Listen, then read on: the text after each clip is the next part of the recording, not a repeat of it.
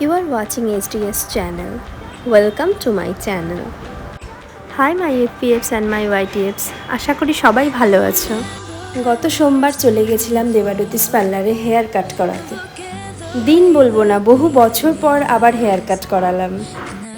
মেয়ের যত্ন করাকালীন নিজের লং হেয়ার আর মেনটেন করা হচ্ছে না, তাই ভাবলাম নতুন একটা কাট নিয়েই নিই। বালুরঘাট এম বাজারের পাশেই এই পার্লারটির দেবারতিদি আবার রিওপেন করেছে, বেশ কিছুদিন হয়ে গেছে। ঢুকতেই গণেশ ঠাকুরকে দেখে মনটা ভালো হয়ে গেল, আর এত সুন্দরভাবে সাজিয়েছে, দারুণ লাগছিল দেখতে। আর এই যে দিদি অক্লান্ত পরিশ্রম করছে, কিছুক্ষণ আগেই ব্রাইড সাজিয়েছিল, আবার এডিটিংয়ে বসেছে।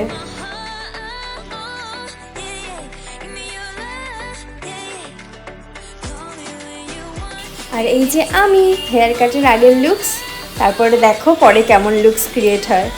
দিদির অ্যাসিস্ট্যান্টরা হেয়ার কাটিংয়ের আগে ভালোভাবে হেয়ারটাকে ওয়াশ করে নিল। ওয়াশের পরেই দুই দিদি মিলে হেয়ার ড্রায়ার দিয়ে ভালোভাবে চুলটা শুকিয়ে নিল। তারপরেই দেবারতী দি চলে এলো আমার চুলে ম্যাজিক ক্রিয়েট করতে।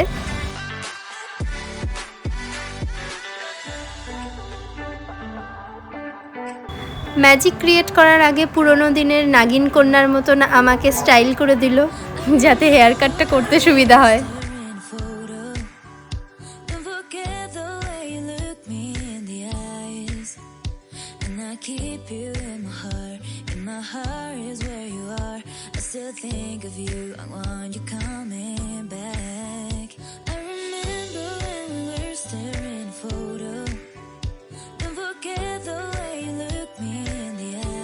হেয়ার কাট শেষে দেবারতী দিদির অ্যাসিস্ট্যান্ট দিদি আবার ব্লো ড্রায়ার দিয়ে হেয়ার স্টাইলিং করে দিল।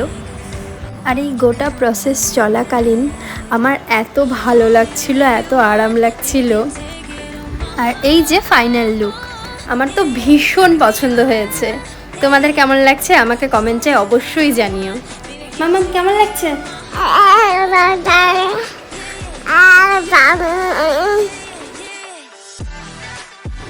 এই যে আমার চিকু সোনারও পছন্দ হয়ে গেছে, তার মানে হেয়ার কাট সাকসেস।